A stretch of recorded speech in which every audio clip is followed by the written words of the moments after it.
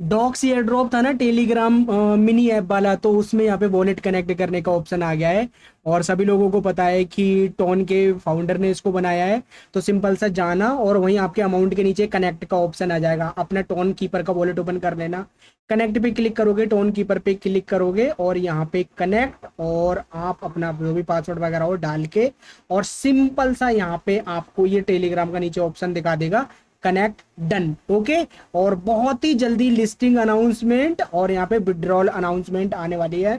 Community वगैरह इनकी join कर लेना। और मे भी शायद मैंने ये भी देखा था कि कुछ लोगों को ना, 2-3 बंदों ने, मतलब उनको कुछ डॉक्स भी मिल रहे हैं अगर उनका वॉलेट एक्टिवेट पहले से अच्छी एक्टिविटी। चलो वो छोड़ो, बट वॉलेट कनेक्ट कर लेना।